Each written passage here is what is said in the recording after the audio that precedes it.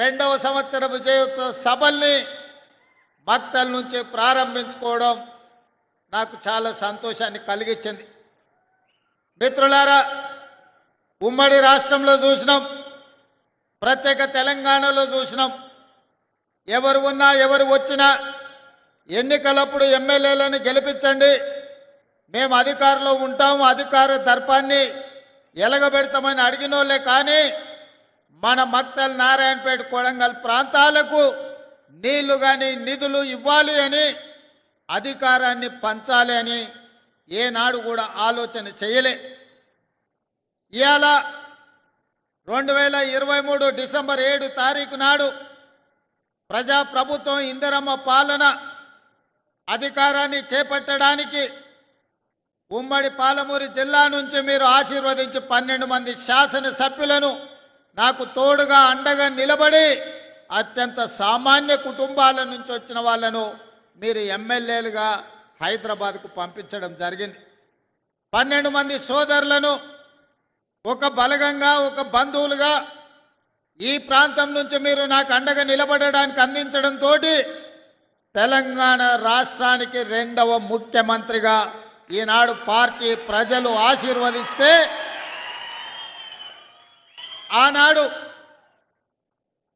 నిజాం నవాబుల నుంచి, నిజాం సర్కార్ నుంచి స్వతంత్రం వచ్చి మొట్టమొదటి హైదరాబాదు రాష్ట్రం ఏర్పడ్డప్పుడు మన పాలమూరు బిడ్డ బూరుగుల రామకృష్ణారావు గారు మొట్టమొదటి ముఖ్యమంత్రిగా బాధ్యతలు చేపట్టిండు.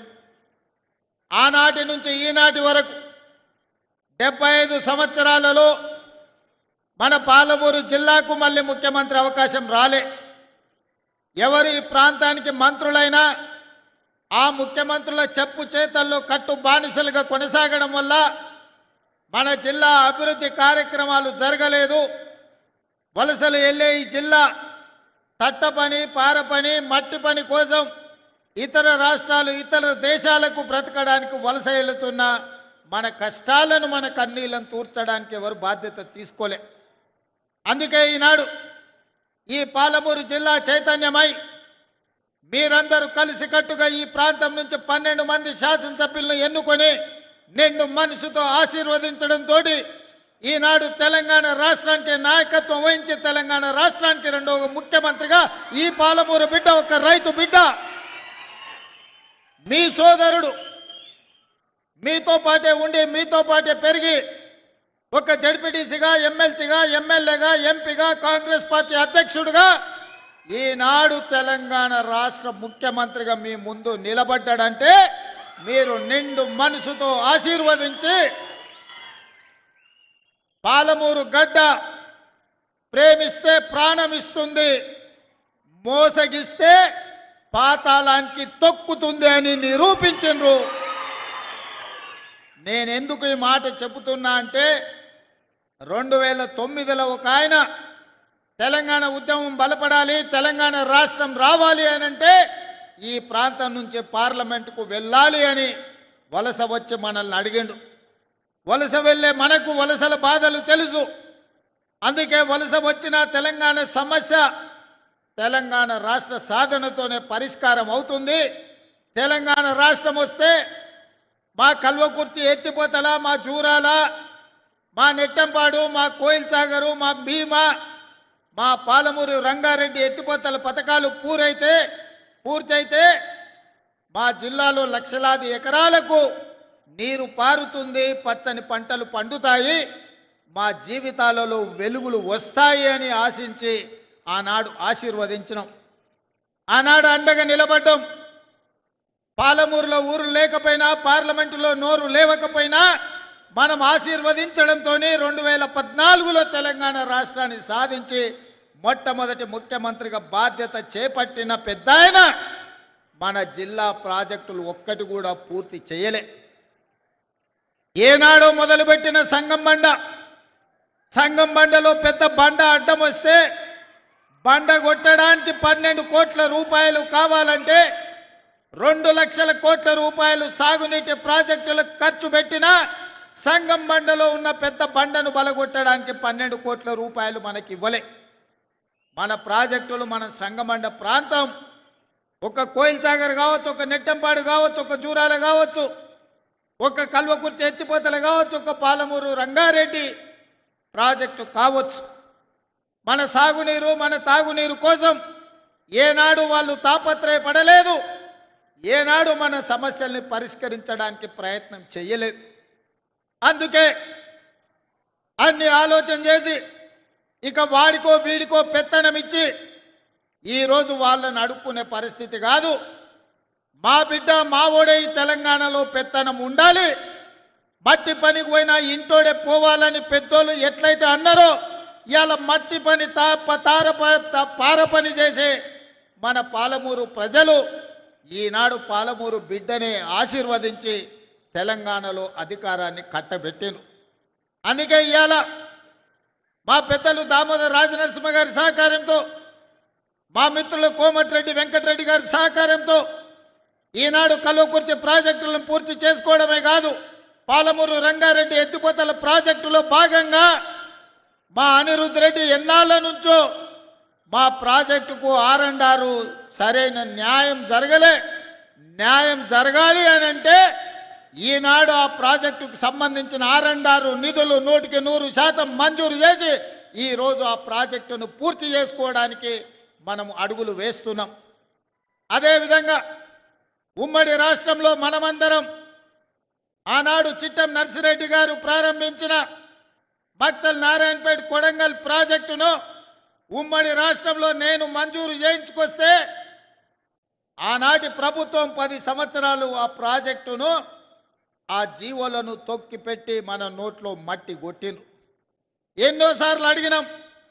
ఈ ప్రాంతంలో చాలా మంది రైతులు నారాయణపేట కొడంగల్ ఎత్తిపోతల పథకానికి 69 జీవో సాధన సమితి ఏర్పాటు చేసుకొని గ్రామాన గల్లీ తిరిగి గొంతెత్తి మాట్లాడి, కానీ 10 సంవత్సరాలు మన బాధ విన్నోడు లేడు, మన బాధ అని అర్థం చేసుకున్నోడు లేడు.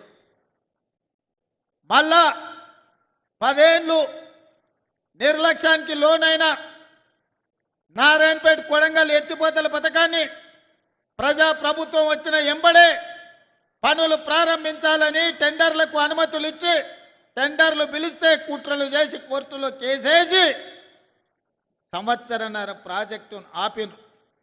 ఈ ప్రాంత రైతులు మా భూమికి 14 లక్షలు ఇస్తే సరిపోదు, మాకు కొంచెం ఎక్కువ ఇవ్వండి, మీ సహకారం ఉండాలి అని మిత్రులు శ్రీహరి దగ్గరికి పోతే శ్రీహరి వచ్చి నాకు కలిసిండు. అన్న రైతులు బాధపడుతున్నారు, మా రైతులకు కష్టంగా ఉన్నది, జర తక్కువ అవుతున్నది, ఎట్లన్నా ఏమన్నా చెయ్యాలని. నేను ఒక మాట చెప్పిన మంత్రికి, శ్రీహరి పోయి రైతులతోనే మాట్లాడు, అడుగు వాళ్ళను, ఏమడుగుతారో చెప్పమని. అడిగింది ఇద్దామని చెప్పిన. అన్న 19-20 లక్షలు ఇస్తే చాలన్నారు. 19 కాదు, ఎకరాకి 20 లక్షల ప్రకారం ఇద్దాము, ఏ రైతు కూడా నష్టం జరగనియొద్దు అంటే మా శ్రీహరి గారు పోయి రైతులతో కూర్చొని మాట్లాడి 96% రైతులను ఒప్పించి భారతదేశ చరిత్రలోనే సొంత భూమిని కన్న తల్లిలాగా భావించే మా రైతులు 96% మేము భూమి ఇస్తున్నామని సంతకాలు పెట్టి కాగితాలు ఇస్తే మొన్నటి కేబినెట్లో ఎకరాకి 20 లక్షల రూపాయల ఇవాళ నష్టపరిహారం మక్తల్ నారాయణపేట కొడంగల్ ప్రాజెక్టుకు మనం మంజూరు చేసుకున్నాం. దాదాపుగా 5,000 కోట్ల రూపాయలతోటి 1,15,000 ఎకరాలకు కృష్ణానదిలో నికర జలాలను వాడుకొని మన పక్క నుంచే నీళ్లు పోతున్నా మన భూములు ఎడారిగా మారి ఎండిపోతుంటే ఈ 75 సంవత్సరాల ప్రజాస్వామ్యంలో మనకు నీళ్ళు ఇవ్వాలన్న ఆలోచన చేయలే. అందుకే ఈనాడు రైతులను కష్టపెట్టకుండా రైతులకు నష్ట పరిహారాన్ని వాళ్ళు అడిగినంత ఇచ్చి ఈనాడు భూసేకరణ చేసి పనులు ప్రారంభించుకుంటున్నాం. నాకు నిజంగా జీవితంలో ఒక గొప్ప సంతోషకరమైన వార్త, మక్తల్ నారాయణపేట కొడంగల్ ఎత్తిపోతల పథకాన్ని ఇక పనులు మొదలు పెట్టుకోబోతున్నాం. నేను మా రైతాంగ సోదరులకు ఒక మాట చెప్పదలుచుకున్నా. కుట్రలు చేసేటోడు ఉంటాడు, కాళ్ళలో కట్టెలు పెట్టేటోడు ఉంటాడు, నల్లి కుట్లోళ్ళు ఉంటారు, నల్లి కుట్టినట్టే కుట్టి మంచంలో దాచుకుంటారు. మనం ఇప్పుడు గిన చేసుకోకపోతే ఇక జీవితంలో ఎన్నడూ రాదు. 2014 నాడు వచ్చిన 69 జీవో 2024 వరకు అది ఎక్కడనో పాతాళానికి తొక్కివేయబడ్డది. మళ్ళీ మనకు అవకాశం వస్తేనే తెర మీదకి వచ్చింది. ఈనాడు 69 జీవో ద్వారా మక్తల్ నారాయణపేట కొడంగల్ నియోజకవర్గానికి నీళ్లు తెచ్చుకునే అవకాశం వచ్చింది. నేను చెప్తున్న దండు కట్టండి, గుంపు కట్టండి, ఎంబడుండి పని చేపించుకోండి. ఎవడన్నా కాంట్రాక్టర్ అధికారు రాత్రి పగలు రోజుకి 24 గంటలు 2 సంవత్సరాలలో ఈ ప్రాజెక్టును పూర్తి చేయకపోతే ఈ